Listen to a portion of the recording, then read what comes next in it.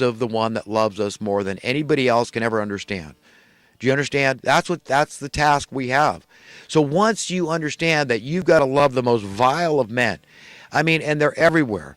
Every time I watch one of these crime shows and I see these horrible, vile people, but then I see how the vast majority, the most objectionable crimes, all revolve around the love of money. I just watched this Crime Files show, and they were talking about this woman that was running a boarding house, and she was killing off these Social Security recipients. And she was a signee on these Social Security checks these people were getting, and her motivation was clear.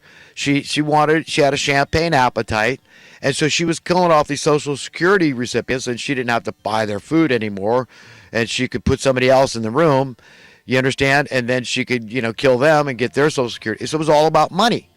And then I saw a forensic file. This woman, 2 months, she gets married. 2 months into the marriage, the guy signed his $300,000 life insurance policy over to her, and she starts poisoning the guy with rat poison, put in his iced tea. Even they had a kid together and all this. And it's like, she started with thallium, I guess. I mean, they showed a kid. I don't know. Maybe it was a kid from a previous hookup the woman had. I don't know.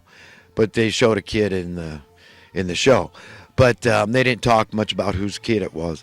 But anyhow, 2 months into it, she started poisoning this guy. They determined it because they took a hair sample from this guy, and they could determine when the thallium was started to be given to him. So 2 months. They've been married, I guess, for a year or two, I guess, eventually before the guy died. But she said the reason was, I mean, this was it, man, the money. Do you understand this? I mean, you think this is not satanic? This realm has been overtaken by satanic forces? I'm ashamed to be of the same race sometimes when I see these stories. But I can't close my eyes. I've got to see just how evil is this place, man. It's so evil. I mean, it just makes your head spin. So we've got to get it. When you get it, you're going to be outraged. You're going to be incensed. You're going to be mortified at the evil that is still in control to this day, raising your cost of living, creating desperation and fear and insecurity, taking away more and more freedom. Right? If prosperity is the path to freedom, then you understand taking away prosperity, and your hope to realize prosperity is taking away your freedom. It's taking away your sense of security. It's all very simple. Children can understand these things I say. So unless you're being intellectually dishonest, you too can understand perfectly well what I'm trying to convey. Okay? It's very simple. Economics is a science. Capitalism is a science. Supply and demand is a science. Free market competition is a science. All this stuff works a certain way automatically if you don't meddle with it, if you don't tinker with it. But when the government's involved and they're tinkering with it, because these politicians give themselves raises, even locally here I hear this crap going on. They want to raise your taxes, tell you how virtuous this is and how bad you are to be against raising the taxes to fix the roads, when they themselves don't get, they say, well, we think this tax is going to pass. So what do? They give themselves a raise, and they're out there cheerleading to raise your taxes, and they say they've insulated themselves from this new tax that they're going to cheerlead for. Do you see how this thing works? How evil it is? How they dupe you and how they deceive you, how they take you, how they tell you the only answer is to keep debasing your currency by keep raising your cost of living tax. It doesn't matter if that tax is paid to a government entity, whether it's city, county, state, or federal. It doesn't matter if it's a private entity. If it walks like a duck and quacks like a duck, it's a duck. It's a tax, folks. And if the only answer the mainstream media has, they won't talk about it, they won't discuss it, they won't try to properly educate the people about this.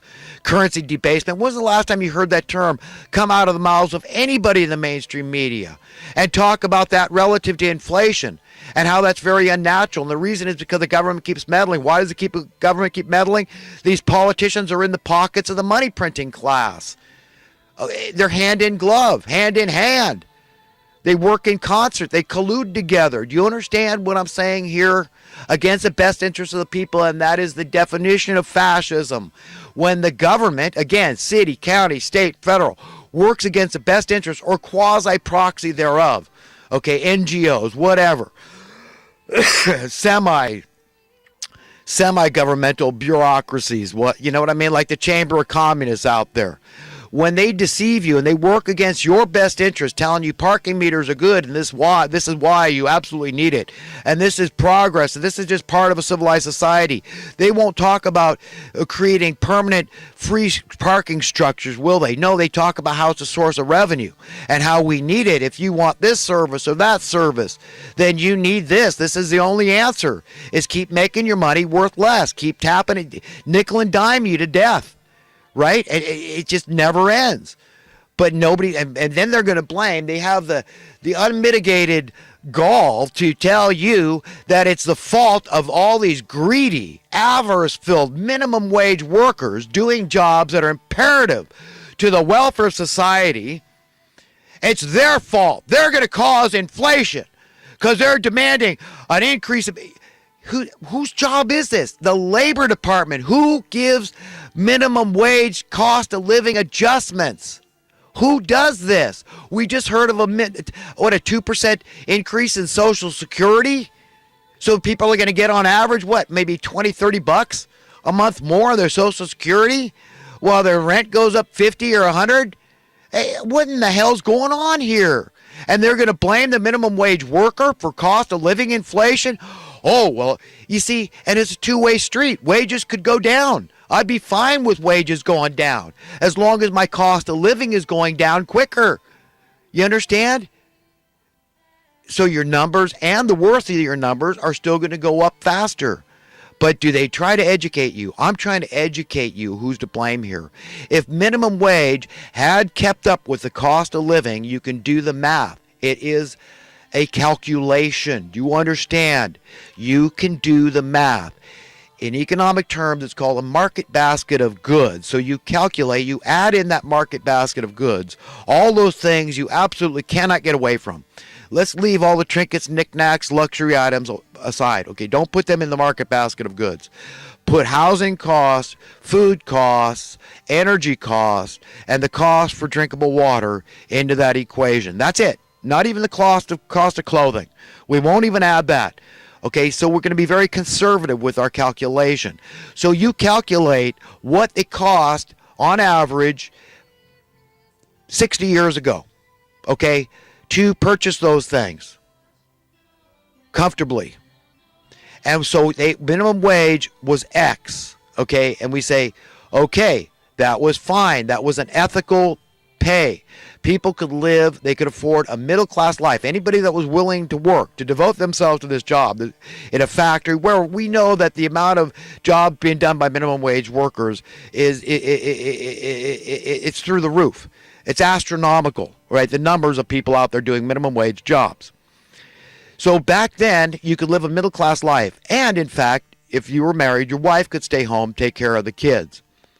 If she wanted to work, that's fine. I mean, I believe in women's lib, of course. You know, women are more than equal in my mind, okay? So let's not go there. It has nothing to do with gender inequality. I'm not talking about that. I'm just talking about wages, okay? Wages. And women, of course, should get paid the same. Pay them more. I don't care. They're the baby makers, man. They could extinct the whole damn species if they wanted to, right? I mean, we know that's a fact. That's a fact. If women said no, and that's it to every man, then that's it, man. The species goes extinct because rape is illegal, as it should be. So it is women that perpetuate the species. End of story. So I believe in equality, of course. Let's not just, let's just establish that fact. So what I'm trying to say is that you could do this equation, this calculation, and you would see that on average across America, minimum wage to be equivalent to $1 an hour 60 years ago would be over $40 an hour on average. So you think it's a mere oversight by the Labor Department, who is supposed to reestablish a minimum wage based on this cost of living? Hey, and it's a two-way street. If your cost of living keeps going down, the Labor Department, and that's got to be music to the employer's ears, right? The wages go down from $1 to 50 cents an hour. We could be getting paid 50 cents an hour now, but it could be worth the equivalent of $2 an hour 60 years ago. Okay, a child can understand what I'm saying here if you listen carefully. I know what the hell I'm talking about. So it is a two-way street. So don't just say, I'm saying the only solution is just to keep increasing pay.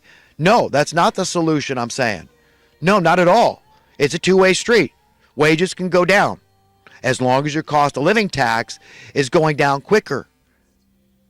As long as we're making true progress. As long as we've got true capitalism and supply and demand principles in effect. Competition in effect. Free market in effect. Risk in effect. So that's the math, folks. And you could say, well, that sounds hyperbolic. It doesn't matter. I mean, even if it was hyperbolic, I'm just trying to make a point. I'm not going to sit here and do the math in front of you, and the calculations do get pretty detailed. Okay. Nevertheless, the point is clear.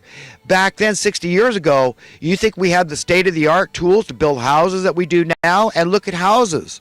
What is your housing dollar worth? Are you to try to live on a minimum wage job and pay your housing costs today, just about anywhere in America, and then minimum wage workers are going to get, it just makes my head spin. It's unnerving. It's unsettling. Okay, it's untenable. It's insufferable when I see the widespread ignorance out there, but I understand it. I know who did this to you. I know I'm not letting it happen to me. I'm out of the darkness. I'm into the light. That doesn't mean I'm exempt from having to pay a cost of living tax. By no means. No, I'm stuck in this crap hole too. This crap stew. Okay, and it's up to our nostrils, man, and we're all smelling it now. Something's got to give. We saw the stock market has been going down. Hey, man, you know what? The stock market, since Trump took office less than 2 years ago, went up by what, 30%?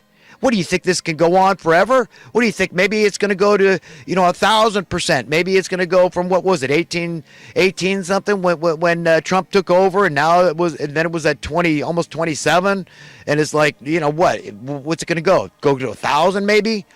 Well, hey, you know what? I mean, all these people that invested, they were so smart, and they're just rolling in dough now, and anybody that didn't invest in the stock market, well, you were fools, and you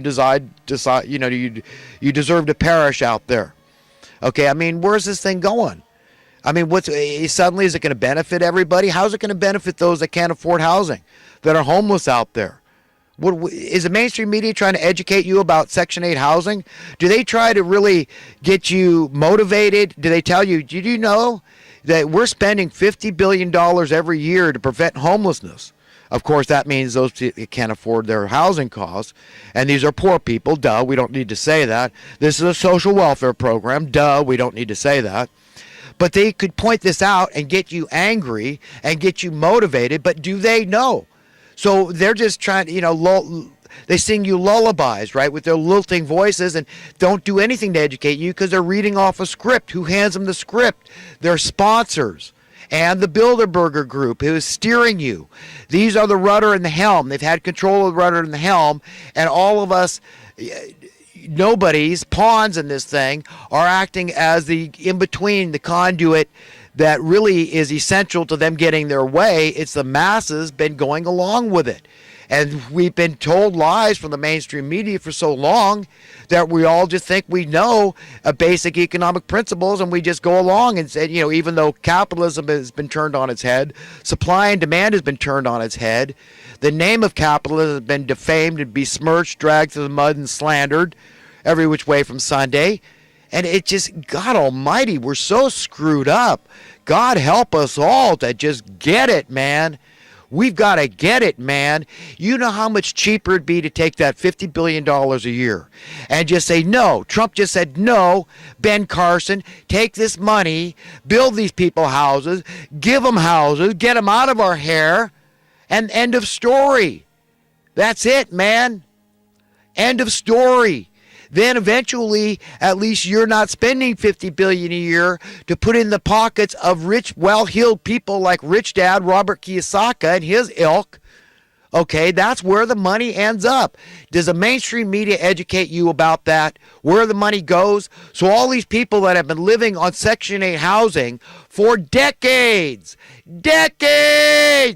do you hear me? Do you hear me? Decades! And it's been going in the pockets of fat cats. Your money, my money, from the kitty. Do you get it? Do you understand it'd be unfathomably cheaper? It's mind-boggling that more people aren't talking like me. Don't you get it? So people say, oh, but that'd be far too liberal just to give people houses. So you're going to shoot yourself in the foot so that you're not liberal, huh? That's it. Even though this stuff is very fiscally conservative, I'm talking about dramatically lowering your taxes